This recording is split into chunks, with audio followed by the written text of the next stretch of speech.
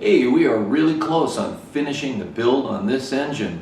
Let's get the oil pan on. I got a bunch of polished covers, a little bit more aluminum polishing to go, and welcome to Urban Monk TV.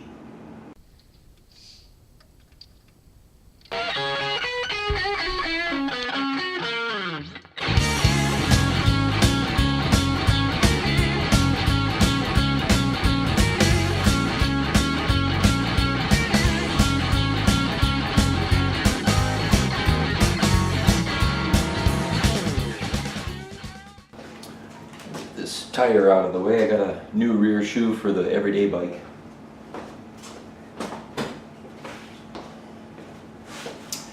So I got my bag of bolts out and I spread them out here for my oil pan, and I think this is a good time to talk about one piece of doing a build like this.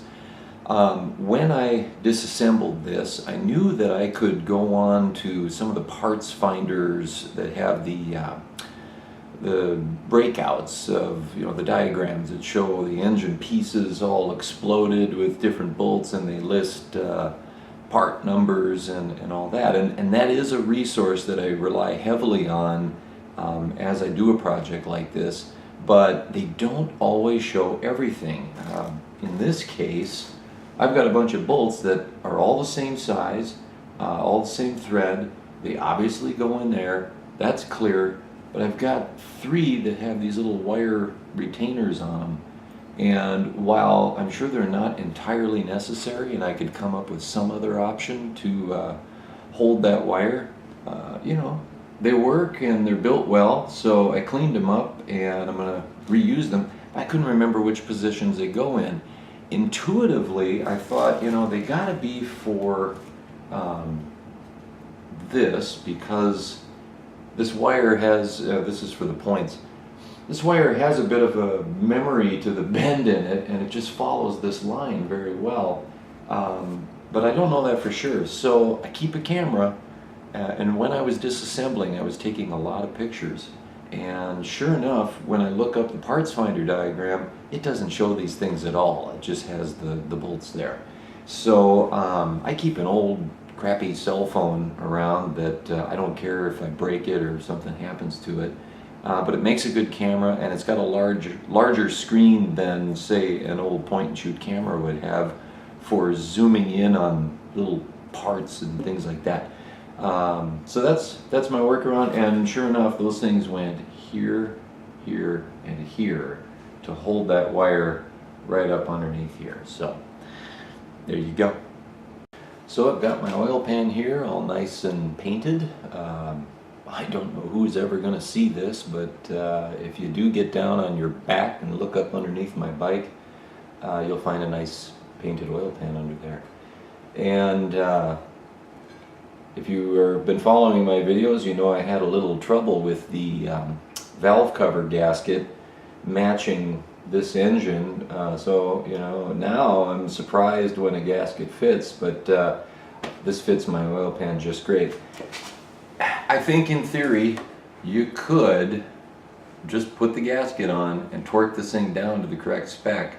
To be honest, I haven't even looked at the service manual on this piece to see if they recommend using some silicone gasket sealer. I'm just going to do it. This is the oil pan. This is going to be constantly holding a volume of oil, liquid, and if an engine's going to leak, gosh, it's like the first place it'll do it. So definitely going to put a thin layer of this on both sides of this gasket, and thin, but no gaps. So I'm a fan of the Permatex Ultra Black. It's cheap, it works.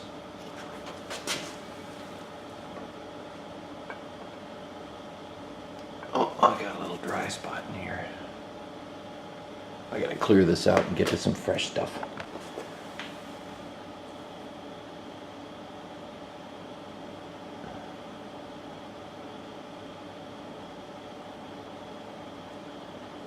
It's coming out too thick at this point, but I'll even it out with my finger. The tube had a little bit of a dry spot on the front end.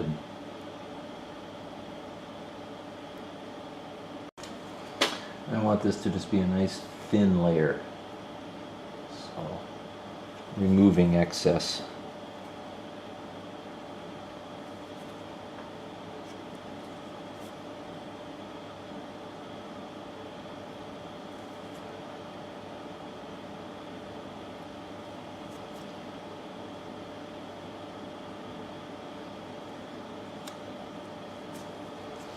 Trying to keep the inside clear.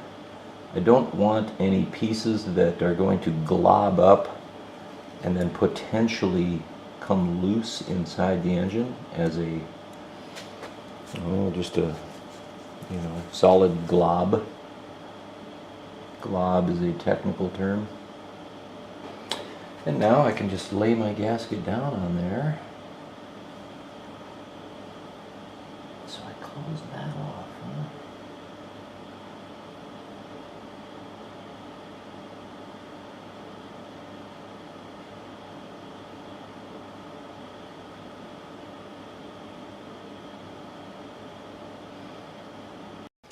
I ran into another little issue with my gasket kit. There was an O-ring in here, and the kit didn't come with it. So I have a set of standard O-rings around, but it fits in here nicely as far as diameter. I just don't know if the thickness is right on it. I am going to just put the tiniest little bead of my RTV around here to seal against that gasket, just to be sure. What I'm actually doing is just kind of smearing the oil around, so I need some solvent to cut it. So I'm just going to put a little carb spray on this towel, and then that'll help cut through the oil and actually remove it. Got that all cleaned up. Now I'll put this on. Got to get the oil off first. I do kind of a tiny little squeezes and dab and swipe kind of motion. I feel like I get more control over how much of the product comes out that way. It's a little tight in here for this bulky tip on this tube, so I'll have to get my finger in there and get creative. But I really just want a thin, even smear. Overdoing it is not helpful.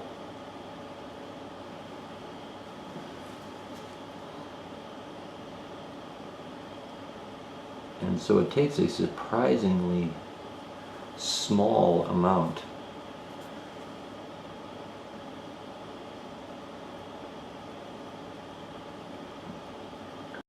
And so with that nicely smoothed out on both sides of the gasket, I'm just going to put 2 bolts in here for now. Maybe one here. Oops. How about that? Let's get it right. Kind of 2 opposing corners, I'm thinking.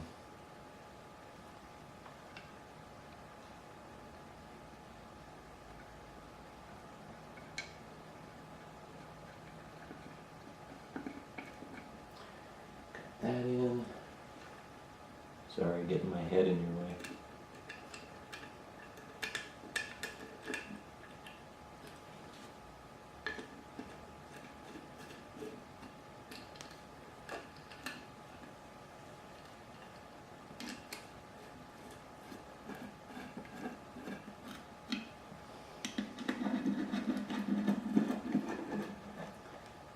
So just kind of snug.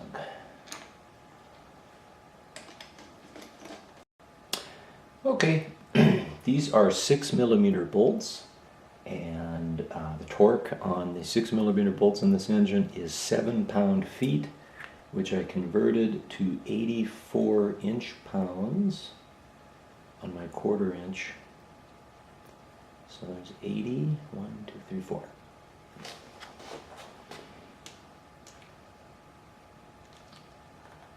And it's kind of tricky to end up with these things.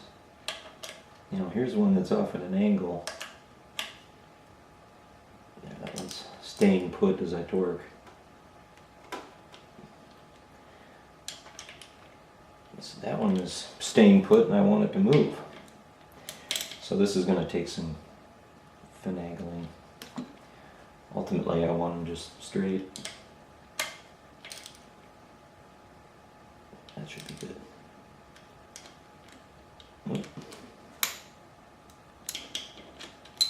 So I'll fiddle with this a little bit on these three.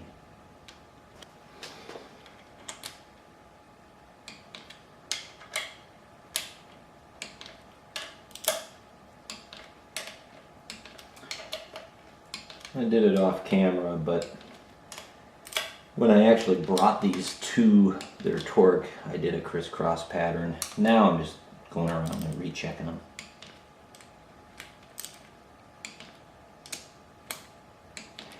So there you have it.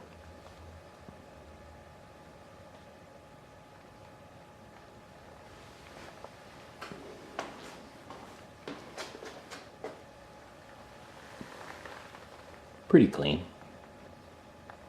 Now that I have such a nice, pretty clean bottom here, I'm going to lay it down on this towel.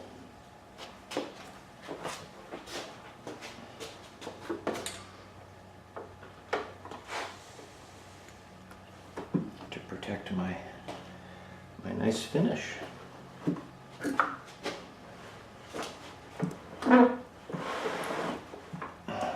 That'll do. So a little bit more on polishing. There's some parts that have such intricate detail on them that it is going to be relatively impossible to get it polished to a point where it looks like this thing was, you know, chrome dipped or you know, had some kind of anodizing. This guy is a good example. The amount of detail, it's tough to get in there. What I did was work in between,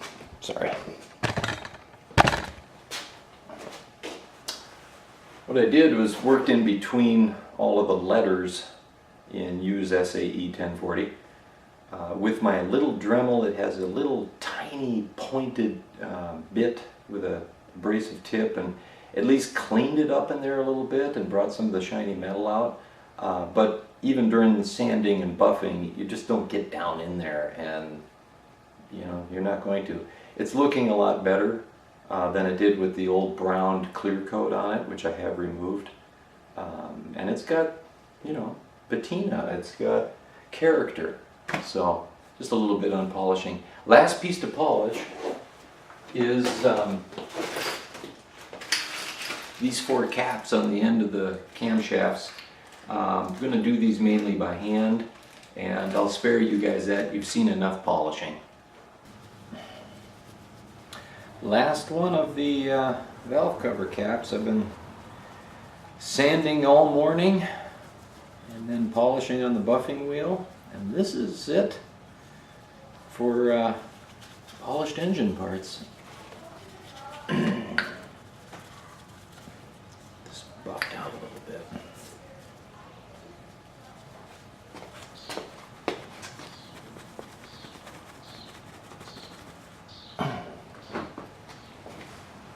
There we go. Hello, ladies! Thought I would just show one of these small little valve cover cap screws before I do the wire wheel, and then I'll come back to after. It's a little better. I really could replace all of these, but for now, I'll see how it looks. Let's go ahead for fun. Let's put one of these on here.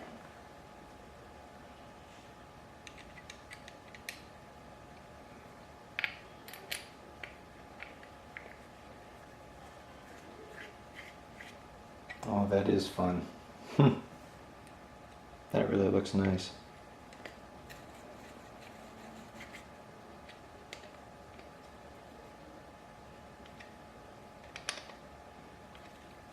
I don't think those are too bad. I'll go ahead and leave them.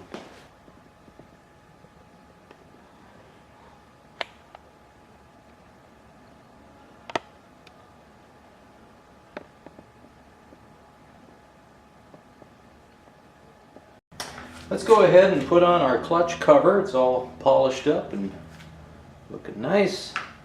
Got that new Kickstarter seal, the oil seal around that shaft. Got a brand new gasket, and I am going to put a very, very thin layer of the Permatex Ultra Black RTV on there and here, because this is full of oil. So let me get that on there and stick this on, and we'll move from there. So I got just little dots of this around, very, very thin layer is what I'm looking for here. I really don't want a lot of this, but just spread it evenly. No globs inside.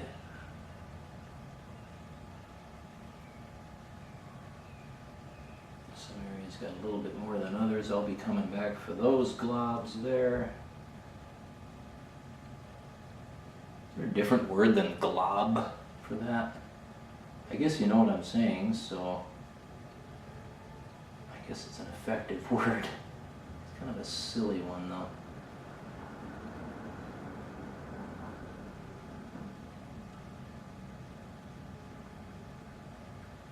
Okay, that is thin and adequate, and let's see, just kind of pulling up there. I see there's some areas where we had some excess. So I want to spread it out. There we go. Alright, that'll seal. There's no way I'm going to get this tube in there, so I'll be putting it on this side of the gasket. But I don't want to be going too far, you know, here. I don't want to have it way inside, because I've only got that thin strip there. So I like to dab and squeeze. I feel it's more controlled, and then I smooth it out later. Again, a really controlled and even smear.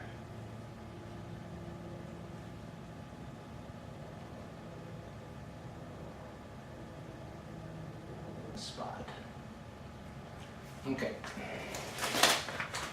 And this is where I replaced all of the original screws, which had the JIS Phillips. I've got these 6mm cap screws.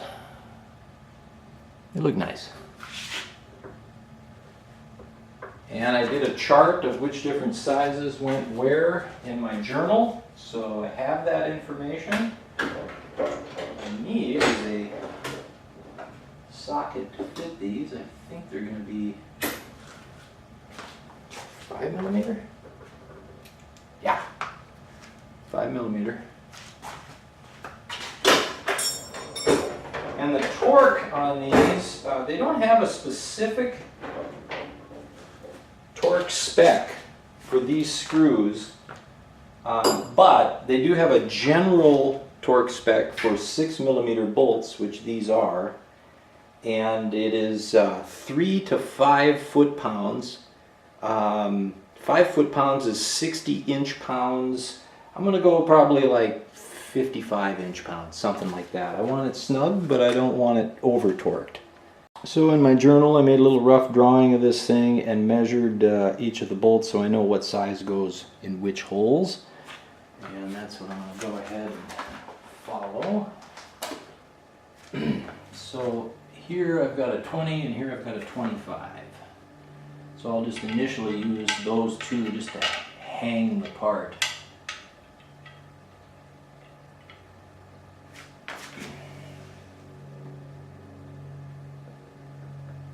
Actually, I don't need them to hang it because there are dowels here. So no sweat. Then I gotta make sure I get around the shaft. I probably should put a little bit of oil actually on that oil seal. Sorry, getting ahead of myself. Yeah, a little oil.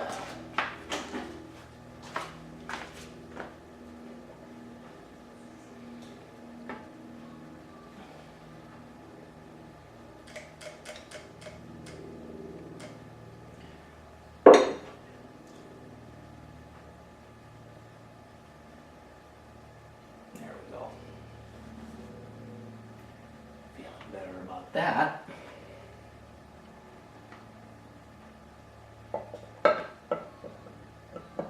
Line up my dowels and my shaft seal. Boom. Looking good. Ooh, that's pretty. That's a 25. This is a 20.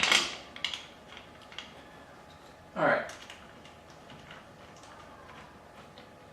Get a couple of these on loose. Liking the look of this already. Okay, got them all in. Just gonna snug them.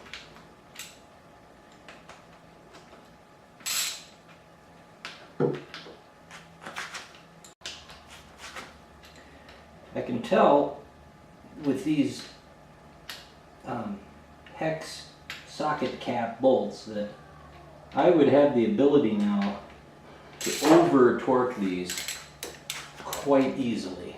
So if you go this same route, be conscious of how much torque you're using. I'm going to go 55 inch-pounds. That's not a lot.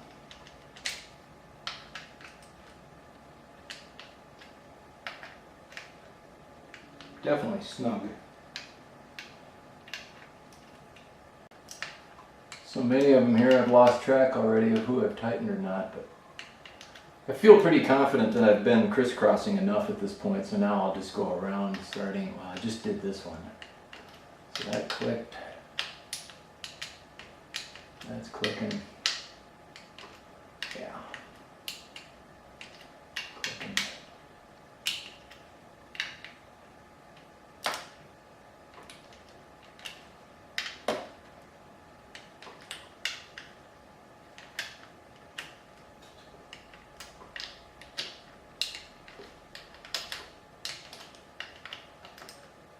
Okay, been all the way around.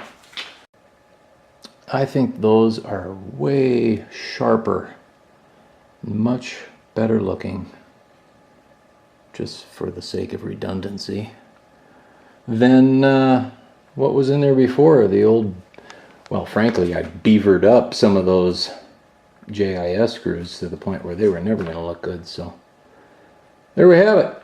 New seal, new screws, new finish. Clutch installed.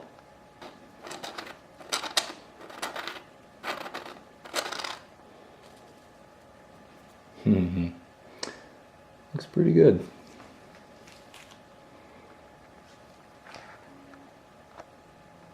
Oh, and I got these guys on already too.